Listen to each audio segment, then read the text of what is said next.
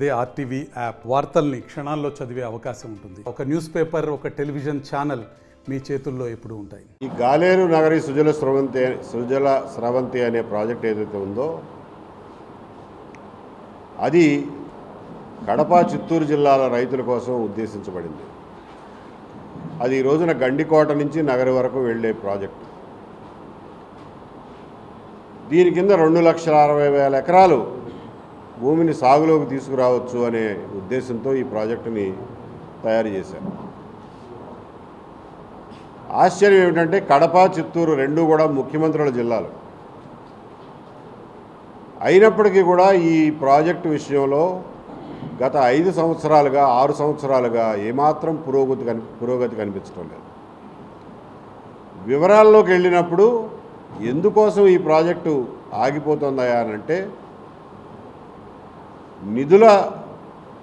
నిధులు వెచ్చించడం అనేది ముఖ్యమైన కారణం అయినా కానీ చిన్న చిన్న కారణాలు, ఫారెస్ట్ క్లియరెన్స్ 25 కోట్ల రూపాయలు చెల్లిస్తే ఫారెస్ట్ క్లియరెన్స్ వచ్చే పరిస్థితి, ఇంకొక ప్యాకేజీలో 66 కోట్లు చెల్లిస్తే ఫారెస్ట్ క్లియరెన్స్ వచ్చే పరిస్థితి ఉన్నప్పటికీ కూడా ఈ మాత్రం నిధులు కూడా ఖర్చు పెట్టకుండా ప్రాజెక్టును మూలపడేశారు. ముఖ్యంగా చిత్తూరు జిల్లాకు సంబంధించినంత వరకు ఒక ఆల్టర్నేటివ్ పద్ధతిలో, ప్రత్యామ్నాయ పద్ధతిలో వేల కోట్ల రూపాయలు మళ్ళా లిఫ్టుల కోసం ఖర్చు పెట్టి, కొత్త కాలువల కోసం ఖర్చు పెట్టి, సోమశల నుంచి నీళ్లు తీసుకువెళ్ళే ప్రత్యామ్నాయ ప్రణాళికలు సిద్ధం చేశారు. పనులు కూడా జరుగుతున్నాయి. అక్కడ వేల కోట్లు ఖర్చు పెడతారు. కడప జిల్లాకు వచ్చేసరికి కడప జిల్లా వరకు, కడప జిల్లా దాటేంత వరకు, అంటే పాత కడప జిల్లా దాటేంత వరకు యాక్విడక్ట్లు, డిస్ట్రిబ్యూటరీలు, రిజర్వాయర్లు, కాలువ నిర్మాణం వీటన్నిటికీ కలిపినటువంటి అంచనా వ్యయం 4,500 కోట్లు. కేవలం 4,500 కోట్లు ఖర్చు చేస్తే కడప జిల్లాలో 1,55,000 ఎకరాలకి సాగునీరు అందించవచ్చు. కడప జిల్లా రైతాంగం రూపురేఖలు మారిపోయే పరిస్థితి. ఇక్కడ సామాజిక పరిస్థితుల్లో గణనీయమైనటువంటి పాజిటివ్ మార్పులు వచ్చే అవకాశం ఉంది. అయినప్పటికీ కూడా, ఈ జిల్లా వాసి అయినప్పటికీ కూడా జగన్మోహన్ రెడ్డి గారు దాన్ని పట్టించుకోలేదు. ఇప్పటి ప్రభుత్వం కూడా దాన్ని పట్టించుకోకుండా ఎంతసేపు గండికోట నుంచి కొన్ని వేల కోట్ల రూపాయలతో లిఫ్టులు చేసి వేరే చోట్లకి నీళ్లు తీసుకుపోదామా అనే తపనే తప్ప మెయిన్ ప్రాజెక్టు గ్రావిటీ ద్వారా నీళ్లు పారే ప్రాజెక్టుని పూర్తి చేద్దామన్న శ్రద్ధ కనిపించడం లేదు. ఇప్పటికే తులసిరెడ్డి గారు చెప్పినట్టు 7,500 కోట్లు దీని మీద ఖర్చు పెట్టాం. అది కూడా ఎప్పుడు 20 సంవత్సరాలుగా ఖర్చు పెట్టుకుంటూ వస్తున్నాం. అంటే దాని ఇవాల్టి విలువ కనీసం 10 నుంచి 15,000 కోట్ల రూపాయలు ఆల్రెడీ ఖర్చు పెట్టేశాం. ఒక్క ఎకరానికి కూడా మనం కనెక్షన్ ఇవ్వాల, నీళ్లు బారించడంలా. ఈ 4,500 కోట్లు ఖర్చు పెట్టకపోతే సంవత్సరానికి 1000 నుంచి 1,500 కోట్ల రూపాయలు వడ్డీ రూపంలోనే ఇది ఒక నిరర్ధక వ్యయంగా మారిపోయే అవకాశం ఉంది.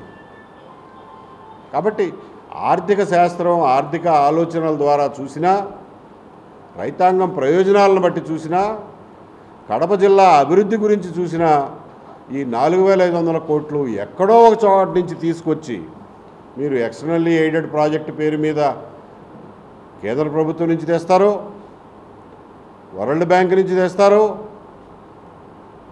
లేకపోతే వెనుకబడిన ప్రాంతాల అభివృద్ధి పేరు మీద మన విభజన చట్టం ప్రకారం మనకు ఇవ్వాల్సిన డబ్బుల్లో నుంచి కేంద్రం నుంచి అడిగి తీసుకొచ్చి కడప జిల్లాలో ఈ మిగిలిపోయిన ప్రాజెక్టుని 4,500 కోట్లు ఖర్చు పెట్టి పూర్తి చేయాల్సిన నైతిక బాధ్యత ఆంధ్రప్రదేశ్ ప్రభుత్వం మీద ఉంది అని చెప్తున్నాను.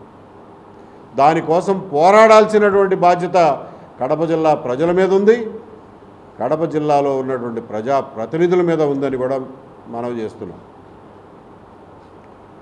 ఇది కనుక ఖర్చు పెట్టకపోతే ఇప్పటికే ఖర్చు పెట్టిందంతా వేస్ట్ అయిపోయినట్లే. దానివల్ల పైసా ప్రయోజనం లేని పరిస్థితి ఈరోజు ఉంది.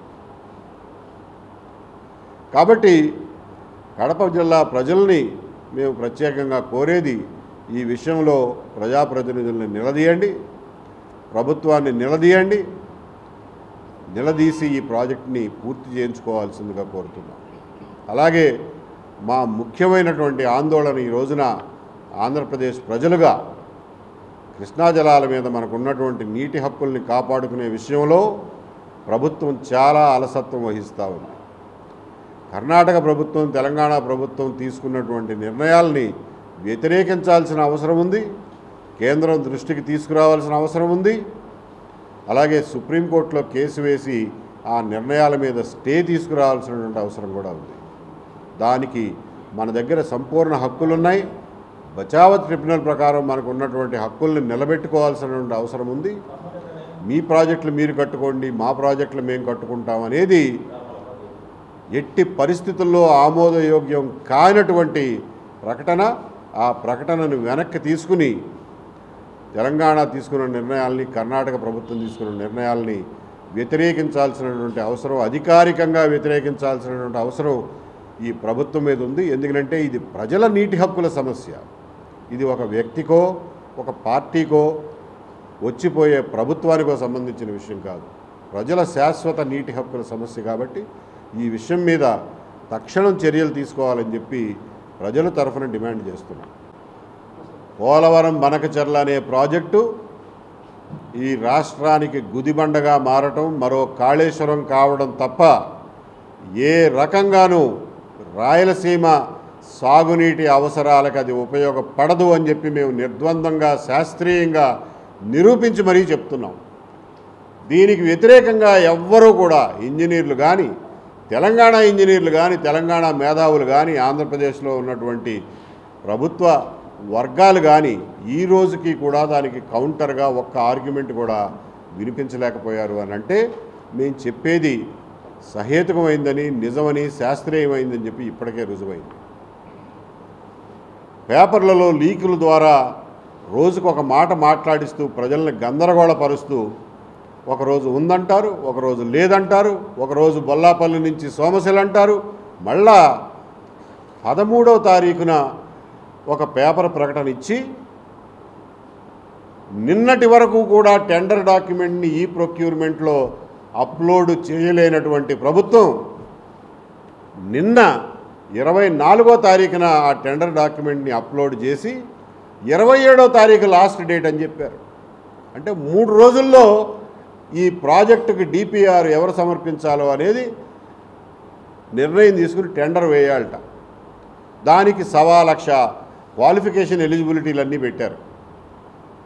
మేము రాత్రే ఈ టెండర్ డాక్యుమెంట్ చూస్తే మొదటవన్నీ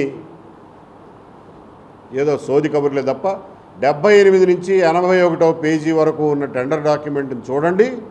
ప్రభుత్వం యొక్క కుటిలత్వం, వారి కుట్ర, దుర్మార్గం అర్థమవుతుంది. 9 లక్షల హెక్టేర్లు అంటే 23 లక్షల ఎకరాలకి రాయలసీమలో సాగు నీటిని స్థిరీకరిస్తారట.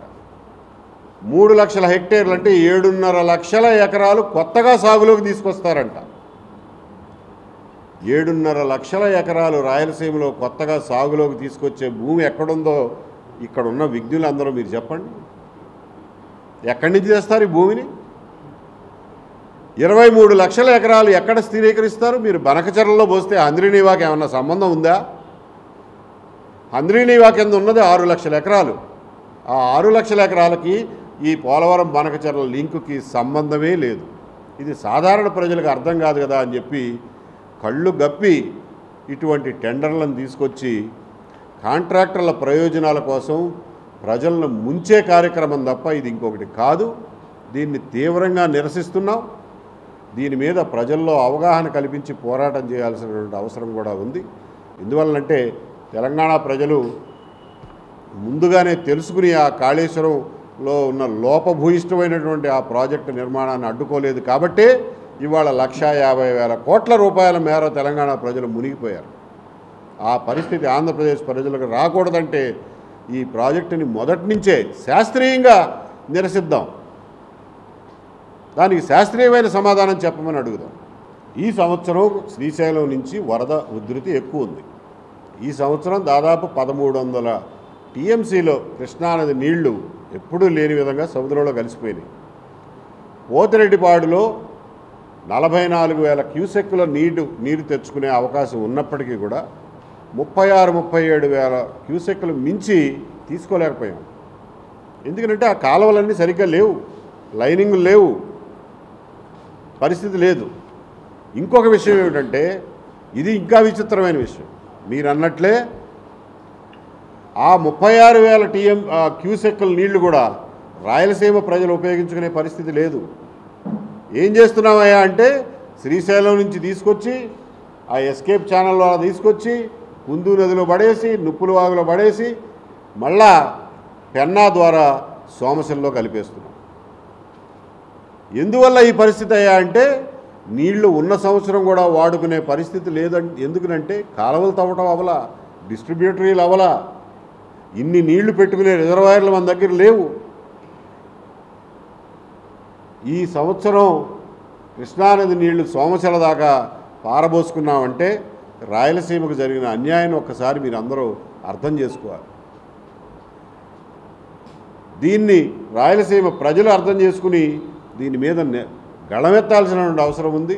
ప్రజాప్రతినిధులు, ప్రజా సంఘాలు, ఎప్పటి నుంచో రాయలసీమ నీటి హక్కుల కోసం పోరాడుతున్నటువంటి సంఘాలన్నీ కూడా ఈ విషయాన్ని సీరియస్గా తీసుకుని దీని మీద ఒక ప్రజా ఉద్యమం నిర్మించాల్సిన అవసరం ఉంది.